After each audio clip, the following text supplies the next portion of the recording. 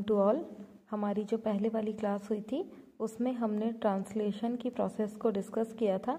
उसके साथ ही gene regulation वाले टॉपिक को हम प्रीवियस क्लास के वीडियोस में डिस्कस कर चुके थे कि किस तरीके से यूकैरियोट्स के अंदर जीन रेगुलेशन होता है और किस तरीके से प्रोकैरियोट्स के केस में जीन रेगुलेशन होता है।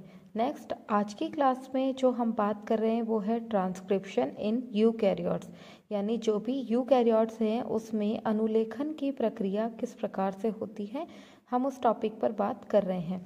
आपको पता है कि ट्रांसक्रिप्शन की प्रोसेस क्या होती है कि एक डीएनए की टेम्पलेट पर आरएनए का सिंथेसिस होना, और यहाँ जो आरएनए बनता है वो मैसेंजर आरएनए है, एमआरएनए है, और यही मैसेंजर आरएनए जो है वो आगे चल कर के किसका सिंथेसिस करता है, प्रोटीन का सिंथेसिस करता है। तो डीएनए से एमआरएनए के बनने की जो प्रोसेस है उस प्रोसेस को हम क्या कहते हैं, ट्रांसक्रिप्शन की प्रोसेस।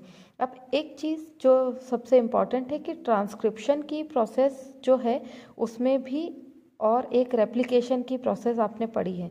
रेप्लिकेशन की प्रोसेस में क्या होता है, डीएनए स्ट्रैंड पर डीएनए का ही बनना, मतलब डीएनए का खुद का कॉपी बनाना, जबकि ट्रांसक्रिप्शन में है डीएनए से एमआरएनए का सिंथेसिस होना। फर्स्ट चीज़ तो ये है। सेकंड, आपने देखा होगा कि जब रेप्लिकेशन की प्रोसेस हमने पढ़ी थी तो उसमें डीएनए के दोनों स्ट्रैंड्स पार्टिसिपेट कर रहे थे और एक वाई फॉक का फॉर्मेशन हो रहा था। यहाँ से यहाँ पर डीएनए का यहाँ फॉर्मेशन हो रहा था, डीएनए बन रहा था रेप्लिकेशन की प्रोसेस में।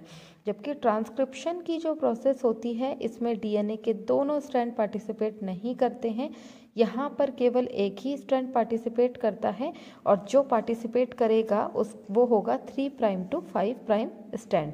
इसीलिए 3 प्राइम टू 5 प्राइम स्ट्रैंड्स को हम कहते हैं टेम्पलेट स्ट्रैंड। जो दूसरा हमारा स्ट्रैंड है वो ट्रांसक्रिप्शन की प्रोसेस में हेल्प नहीं करता है, वो ट्रांसक्रिप्शन नहीं करता है, उसे हम कहेंगे कोडिंग स्ट्रैंड। तो कुल मिलाकर के ये डीएनए का जो डबल हेलिकल स्ट्रक्चर है इसमें एक स्ट्रैंड जो पार्टिसिपेट कर रहा है उसे हम कहेंगे टेम्पलेट स्ट्रैंड, और जो दूसरा पार्टिसिपेट नहीं करता है उसे हम कहेंगे कोडिंग स्ट्रैंड।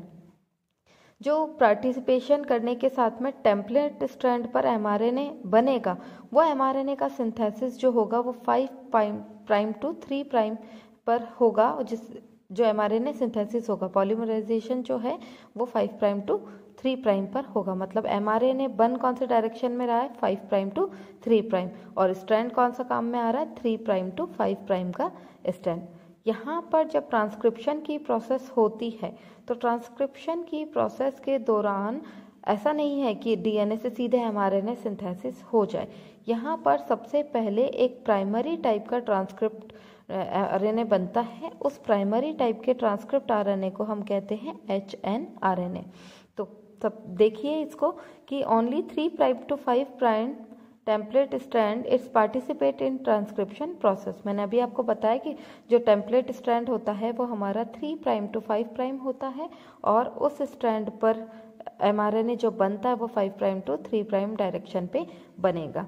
तो यहाँ पर जो सबसे पहले आरएनए बनता है वो हमारा मैच्योर आरएनए नहीं होता है, वो हमारा एमआरएनए नहीं होता। वहाँ जो बनेगा वो एचएनआरएनए होता है, और ये जो एचएनआरएनए है इसे हम कहेंगे प्राइमरी ट्रांसक्रिप्ट स्ट्रक्चर।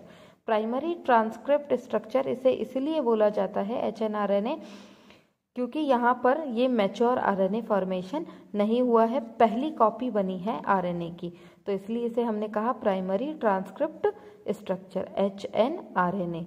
एचएन को हम हेट्रोजीनस न्यूक्लियर आरएनए भी कह सकते हैं। इसे हिंदी में बोला जाता है विषमांगी केंद्रकीय आरएनए। विषमांगी इसलिए बोला जाता है क्योंकि हमने कल क्लास में आपको बताया था, कल की क्लास में, कि जो आरएनए होता है उसके अंदर 2 साइट्स प्रेजेंट होते हैं। एक होता है कोडिंग साइट्स और एक होता है नॉन कोडिंग साइट्स।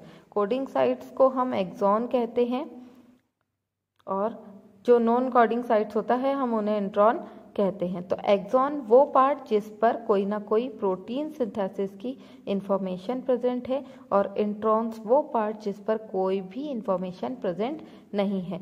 तो इस तरीके का जो अरेंजमेंट पाया जाता है एक्सॉन और इंट्रॉन का, इसे हम कहते हैं split gene arrangement. Split gene arrangement इसे कहता है। तो जो हमारा प्राइमरी ट्रांसक्रिप्ट स्ट्रक्चर बना है जिसे हमने HNRNA कहा, उसमें स्प्लिट जीन अरेंजमेंट पाया जाता है, इसीलिए इसे हेट्रोजीनस न्यूक्लियर RNA कहते हैं। और हेट्रोजीनस न्यूक्लियर RNA के कारण स्प्लिट जीन अरेंजमेंट है, और स्प्लिट जीन मतलब एक्सॉन और इंट्रॉन्स का पाया जाना। एक्सॉन मतलब कोडिंग पार्ट और इंट्रॉन मतलब नॉन कोडिंग पार्ट। जब ये सारी एक्सॉन और इंट्रॉन्स के थ्रू ये HNRNA का फॉर्मेशन होता है, तो इस HNRNA में 5 प्राइम टू 3 प्राइम यहाँ पर 2 इम्पॉर्टेंट प्रोसेस होती है, कुछ एडिशनल एक्टिविटीज़ होती है। कुछ एडिशनल एक्टिविटीज़ में जैसे मान लीजिए हमारा HNRNA है, इस HNRNA का जब ये फॉर्मेशन हो गया है ट्रांसक्रिप्शन की प्रोसेस में, तो 5 प्राइम टू 3 प्राइम पर इसकी कुछ एडिशनल एक्टिविटीज़ होती है, प्रोसेस होती है। 5 प्राइम पर होता है कैपिंग का प्रोसेस और 3 प्राइम पर होता है टेलिंग का प्रोसेस। क्योंकि कैपिंग का प्रोसेस यहाँ पर हो रहा है, इसलिए 5 प्राइम एंड को हम कहेंगे कैप रीजन, और टेलिंग का प्रोसेस जो है वो 3 प्राइम एंड पर होता है, तो उसे हम कहेंगे टेल रीजन।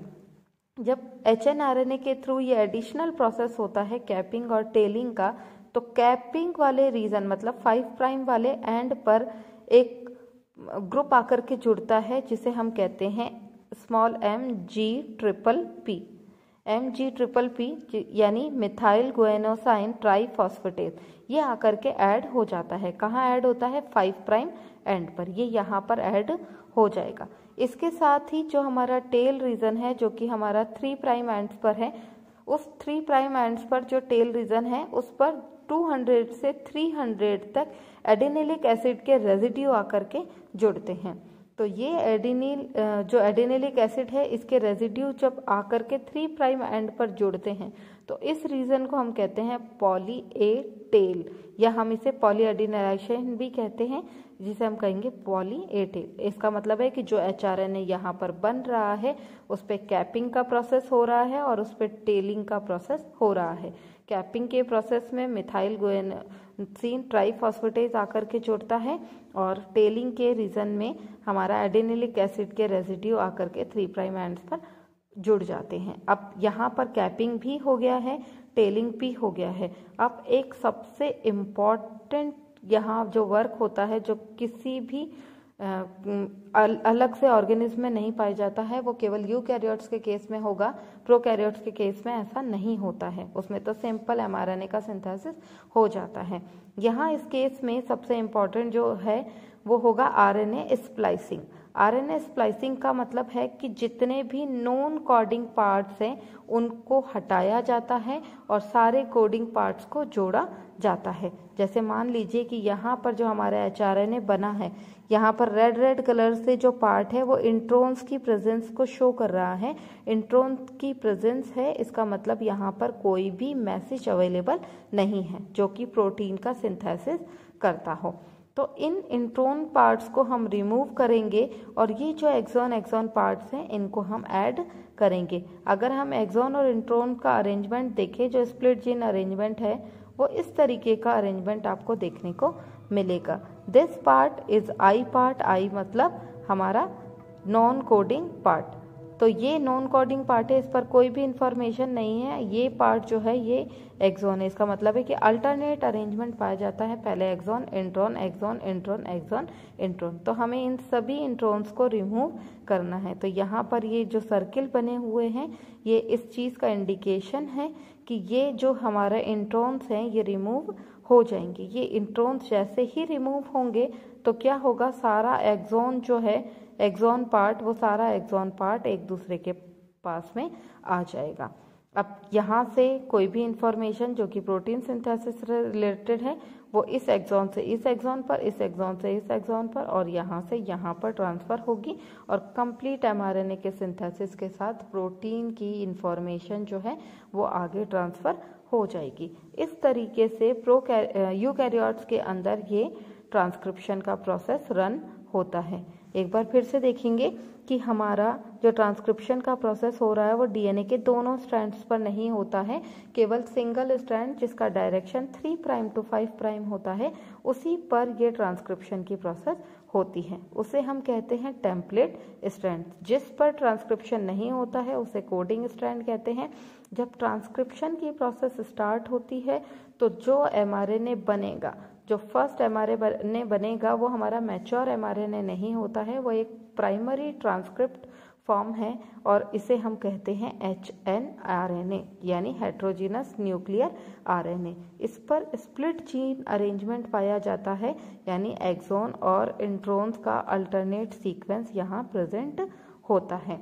जब ये HNRNA बन जाता है तो इसके 5 प्राइम एंड पर कैपिंग का प्रोसेस होता है और जो 3 प्राइम एंड होता है उस पर टेलिंग का प्रोसेस होता है। जो कैपिंग प्रोसेस होगा वहाँ कैप रीजन होगा, जहाँ टेलिंग होगा वहाँ टेल रीजन होगा। तो कैपिंग वाले रीजन पर मिथाइल गुएनोसाइन ट्राइफॉस्फेटेज आकर के जुड़ता है जिसे हम कहते हैं MG-PP। उसी तरीके से टेल रीजन पर 200 से 300 एडेनिलिक एसिड के रेजिड्यू आकर के जुड़ते हैं जिसे हम कहते हैं पॉलीएडिनाइलेशन या पॉली ए टेल।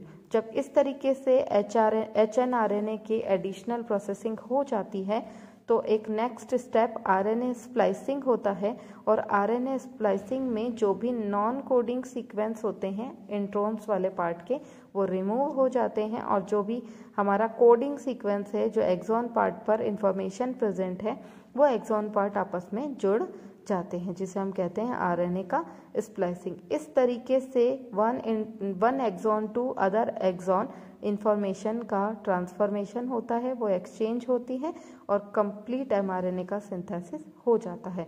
इस तरीके से जो अब एमआरएनए बनेगा वही हमारा एमआरएनए है जिस पर प्रोटीन के सिंथेसिस की इंफॉर्मेशन प्रेजेंट होती है। तो ये था हमारा ट्रांसक्रिप्शन का प्रोसेस यूकैरियोट्स के केस में। कल की क्लास में हम प्रोकैरियोट्स के केस में ट्रांसक्रिप्शन की प्रोसेस को पढ़ेंगे। आज की क्लास के लिए इतना ही। Thank you.